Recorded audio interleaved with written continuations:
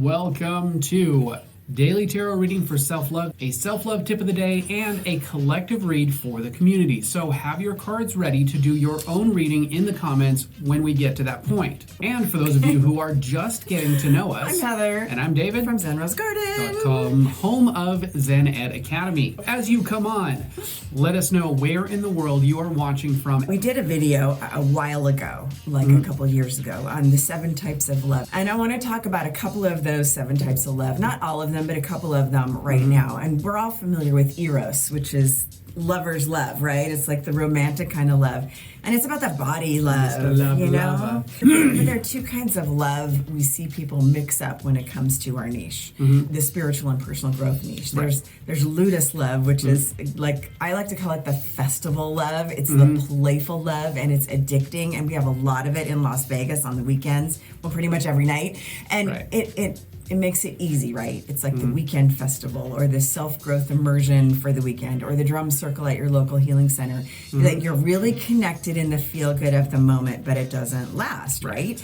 Because you don't stabilize it like friendships or your lover. You don't build it. Or you don't build it. And it's easy to get vulnerable in those short-term situations because you can walk away and never see these people again. You always think at the end of your retreat, we're going to stay in touch forever, and but you don't, because it's ludus love, which is the playful love. The momentary, in the moment. You can let go when you're at a seminar, when you're doing something like a Tony Robbins event. You can let go because you're never going to see these people again. Exactly. So you're really vulnerable. But contrast that with what we're really seeking, what we're really looking for, and that is the pragma, which is the long-standing love, the Yoda couple love, okay? And this comes from going through life and being vulnerable together. And then you've got agape, of course, which is the love of the soul. A lot of people are feeling that right now just because we're all in something big together as a human race. And agape love isn't necessarily, that's not really the one-to-one pragma love where you've got this long-standing connection with people. Yoda couple. Well, it's not just a couple thing. It's with people in your community is what I'm talking about. Is you got the ludus love, which is the connections that are short-term, vulnerable and deep but fast, and then they go away. And the pragma love, which is like your tribe love. It's like that deep, lasting tribe love.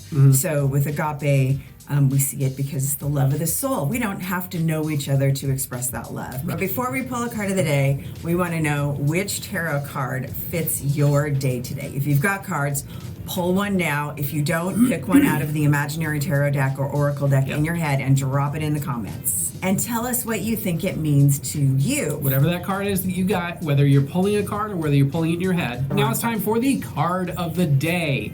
Just to clarify, this is a collective read. I shuffled before we came on, and this card came out, which was the Ace of Pentacles. And the Ace of Pentacles is, in general, it's about pursuing the financial and also the emotional gold in the experiences of life. So the Pentacles, it's a pentacle and not a coin like the old school, because Arthur Waite, when he made the Rider deck, was like, it's not just about money, it's about what we can create out of the earth. So we're pursuing that financial and emotional gold in the experiences of life. And the one is the ace in the deck, and it's about newness, something fresh. So with fresh and so clean. With the Ace of Pentacles, we can experience bliss or we can experience regret. But it is about prosperity and comfort in our material world. But it's about pursuing happiness. I can't. I'm in a material world. The gold you seek is where the physical realm balances with your emotional happiness, right? It's like the pursuit of happiness. If you get too caught up in the material things, you're not going to be truly happy. And our challenge right now is, can we find the balance? Right. So with the One of Pentacles, there's the hand. The hand is traditionally the hand of God coming through with the pentacles, right? It's sort of symbolic. It's coming out of the heavens, out of the clouds. And you see, like in the distance, this little garden gate, and it kind of implies that the receiver has to leave the garden, like hashtag leave the comfort zone.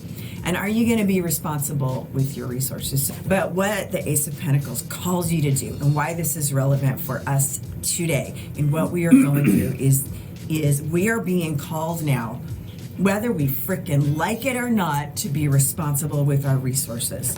What's on my tree? I got olives. I'm gonna like see if I can can some olives, right? So it's calling us to be responsible with our resources. Is that just financial resources? No. Is it just what we got in our yard that we can forage? Is it what we got in the cabinet? Emotional resources, mental resources, whatever resources you have. Are we using those resources for good, or are we taking time to learn new stuff? Are we taking time to call our loved ones? Are we taking time to tell people how we feel about them? Are we taking time to repair relationships that have been broken and we've been putting it off? Right. So it's really asking us to manage our resources. But then I've kind of been on this thing about pulling a qualifier card for it the last couple of days. Sometimes it just falls out, but The qualifying card was the Wheel of Fortune. And so there's a couple of things about this. We like the Wheel of Fortune because it's really rarely a bad card, but it depends on the deck. So the Wheel of Fortune in the Rider deck, which is one of the ones I use a few, but it's really about, it's a gateway into something new. Okay, it's a gateway into a new financial time, and it's usually a time of prosperity. So with the Ace of Pentacles and the Wheel of Fortune together, it's saying we have a new opportunity in the future for our prosperity, but can you manage your resources wisely? Are you going to freak out and panic and go, we're going to lose everything? Or are you going to figure out how to pivot your business, how to manage your resources, how to decide what is of value in your world? And I'll tell you why there's like a little hidden undertone from the French deck, from the French tradition. Paint me like one of your French decks. French deck kind of it's called Fortune's Wheel, like the goddess Fortuna, which is the goddess of fortune. And it's sort of telling you that take advantage of the time and the resources, because the animals that go around the wheel are kind of saying different things, like I'm now reigning.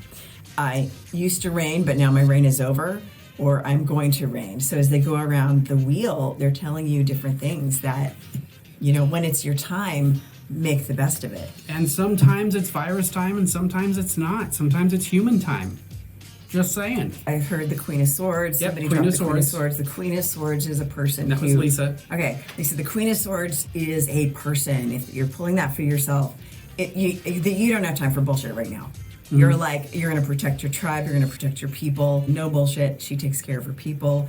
She has no time right now for the fluff. She's action in the middle of chaos. Yes. And that would be perfect right now. The person who's got the plan, takes the action, does the thing, deals with the fallout later or not. Cheryl says, 4 of Pentacles, by the way. Stop hoarding your shit.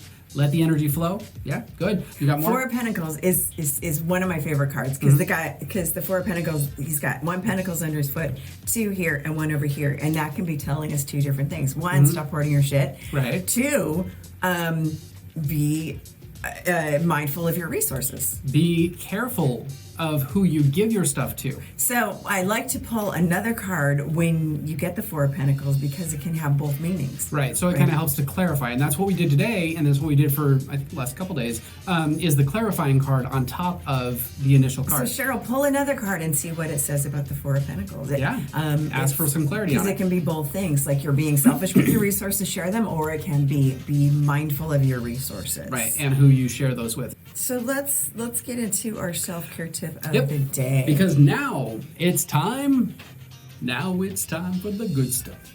Anyway, now it's time for the self-care tip of the day. This is something easy to do right now to lower fear, anxiety, and depression, as well as stress. So here's the thing. We're doing it right now. Okay, this is Andrew Newberg, I think that's his name, the guy that wrote How God Changes Your Brain, was talking in his book about if we dialogue with others, it does more for our brain than, talking to ourselves. But we can talk to ourselves all we want, but we're in isolation. When we dialogue with others, our brain gets ignited. It's just like we're doing right now. So our weekly, I was going to bring it up, our weekly tarot practice group, we have like a Sunday night weekly practice in our online school, but they pulled an all-night jam session last night till like 2 a.m, and class starts at 4. Yeah, from 7 p.m. Eastern to 2 a.m. Eastern. And I was like, what are you guys doing? And they're kind of planning a pajama party, tarot jam Tarot Jamma party. And I'm like, that sounds like fun. When we don't exercise our language skills, large portions of the brain do not effectively connect with other neural structures. So dialogue needs social interaction, right? And that keeps your cognitive ability sharp, which is why social is such a big part of a healthy lifestyle. So here's the deal, though. Social isolation can impact the brain in negative ways when we don't get ahead of it and plan. And it can lead to things like aggression and depression. But it isn't just about small talk, like how's the weather? Oh, here's the weather, here's my kids. It's not about that kind of talk, because those are mainly monologues. It's about stimulation. Right. Here's all the things that are wrong with me. Here's what's going on. Here's what I'm doing. Stimulating conversation is much different. There's this big difference when it comes to the way our brain responds to different types of conversation. If it's a monologue conversation, which we might consider small talk, so how's the weather? The weather is just fine. It is, oh, how are your kids? That doesn't really stimulate your brain in the same way that dialoguing does. So, but it's not just about small talk, right? Because our brain responds differently to dialoguing. So if you dialogue and you engage the brain in as much deep conversation as you can, it will be way yummier for your brain tummy, right? Yummy for your brain tummy. Yummier for Yummy, your yummy brain for tummy. your brain tummy. Talk about abstract ideals. Yeah. Things that don't have a static construct, like maybe harmony, peace, love, or any kind of complex ideas, or even new business plans. Like this card, this can be complex. You want it inverted or you want it upright? Yeah, I pulled it out and it was inverted. That can be a complex situation right there, let me tell you, but if you're trapped in the house, make sure it was somebody that has an imagination. So I'm not going to elaborate on that card. But avoid angry dialogues. You can have a discourse with somebody. You don't have to agree, but don't let yourself get angry for it, because then it starts to close down those neural pathways and starts to get rigid in your brain. Well, not only does it close them down, but it dumps like nasty chemicals into your brain. Like literally, when you have angry dialogue, you know, your brain starts squirting skunk juice. So be open-minded and hear other people's opinions, especially now when we're on fight or flight mode. You know, we're trying to stay in our zen, but fight or flight is right there, you know, it's like right on the edge. Hear other people's opinions, because a lot of people are looking for solutions right now and answers, and can we do these things to prevent this thing from spreading? And so, you know, people can get in arguments. Why are they saying this? Why are they saying this? Let people have their journey to find their answers, because getting sucked into irritable conversations and fighting about it, that does not help your brain. It can actually squirt nasty toxins up in there, like skunk brain juice or something. Talk about squirting things. Becky says, don't dump out the love juice. Two of Cups reversed. Two of Cups reversed can get a little kinky. Don't dump out I'll the just love tell you juice. right now, Two of Cups reversed is kink, but have somebody that you're in isolation with that you trust. So Anyway, we do all need intimacy as humans. And dialogue creates that, an open dialogue, an open-ended, enlightening, uplifting conversation. Dialogue can create that really fast, that intimacy, but it does need time to deepen. Otherwise, you're going from that ludus love and just staying there. But if you go to that ludus love and you give it that time to develop over a period of time, you start getting into that pragma love, whether it is with your partner, whether it is with good friends, whether it is with those who are like-minded, whether it is with our Zen Head crew, whatever it is, it becomes long-standing, vulnerable, and real. And this is one of the biggest things that I love about our Zen Heads and the community that we've created, is that pragmatic love, that deep, long-lasting love is happening. So Cheryl says, clarifier, Page of Wands. Okay. Passing you guys the mic on that one. There's a little bit of the Page of Wands.